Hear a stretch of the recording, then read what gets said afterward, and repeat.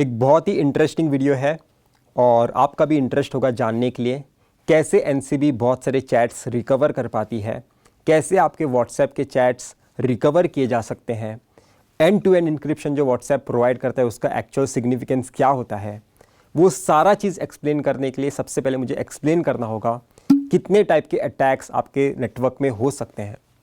तो ये स्लाइड जो मैं आपको बताऊंगा, सेकेंड स्लाइड, वो हमें हेल्प करेगा एक्सप्लेन करने के लिए कितने टाइप के अटैक्स आपके नेटवर्क में हो सकते हैं।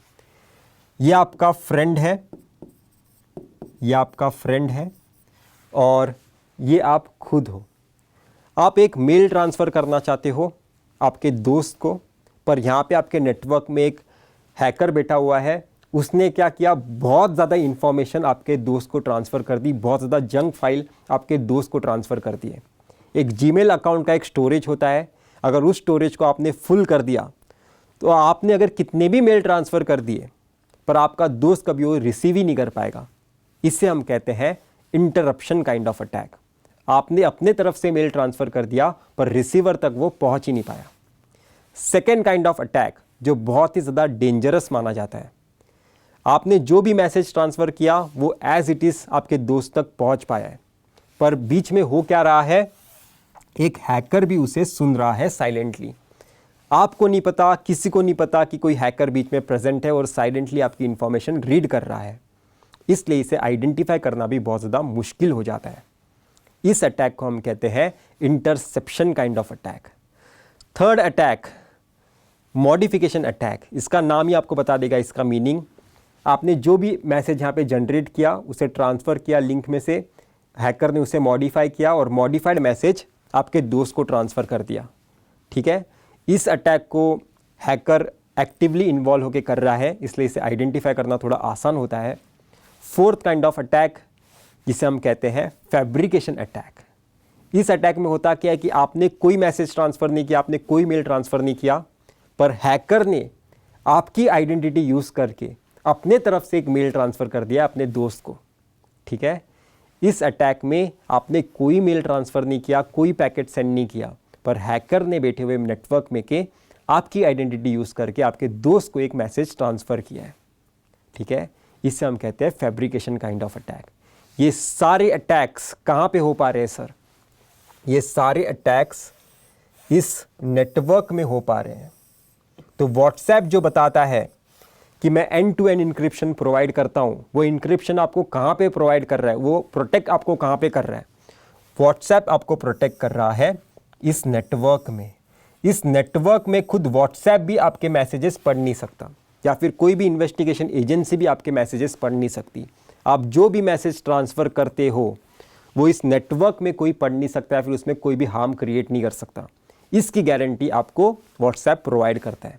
तो एंड टू एंड इंक्रिप्शन होता क्या है सर? आपने यहाँ पे जो भी मैसेज क्रिएट किया उसके साथ एक की जनरेट की और उस की से आपने मैसेज को लॉक कर दिया, आपके पैकेट को लॉक कर दिया, और वो की सिर्फ अभी प्रेजेंट होगी आपके दोस्त के पास। वो की आपके अलावा आपके दोस्त के पास प्रेजेंट है और किसी के पास प्रेजेंट नहीं है। इसके कारण नेटवर्क में बैठा हुआ कोई भी हैकर या फिर खुद व्हाट्सएप भी या फिर कोई इन्वेस्टिंग एजेंसी भी आपके मैसेजेस नहीं पढ़ सकती। इस तरह की सिक्योरिटी आपको व्हाट्सएप प्रोवाइड कर रहा है। ये सारे अटैक से आपको प्रोटेक्ट कर रहा है, जो मेल्स में भी हो सकते हैं, जो एसएमएस में भी हो सकते हैं। पर अगर आप यहाँ पे देखोगे, आपका सिस्टम खुद एक डेटाबेस क्रिएट करता रहता है अपने फ़ोन में और आपके गूगल ड्राइव पे। अगर एप्पल की बात करूँ तो iCloud पे, पर इस डेटाबेस को वो प्रोटेक्ट नहीं करता। अगर आपका मोबाइल फ़ोन किसी इन्वेस्टिंग एजेंसी को मिलता है, फिर सेलिब्रिटी का मोबाइल फ़ोन किसी इन्वेस्टिंग एजेंसी को मिलता है, तो उस मोबाइल फ़ोन की हेल्प से उस डेटाबेस में से आपके सारे चैट्स रिकवर किए जा सकते हैं। वो भी मैसेजेस रिकवर किए जा सकते हैं जो आपने चैट में डिलीट किए हो सकते हैं।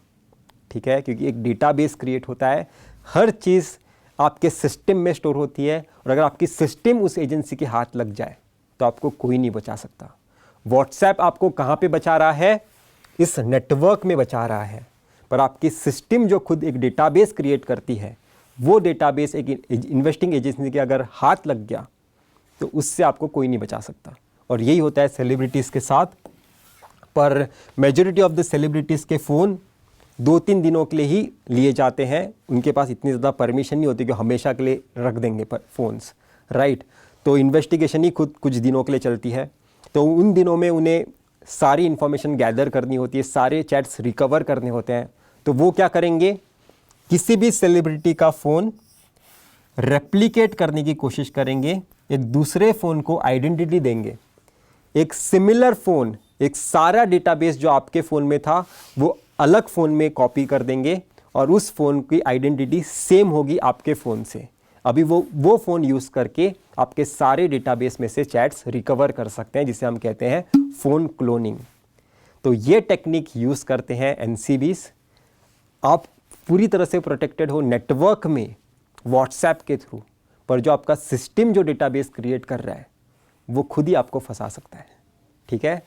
तो इस तरह का डिस्कशन था और इस तरह से एनसीबी किसी भी बॉलीवुड केस में चैट्स रिकवर करती है।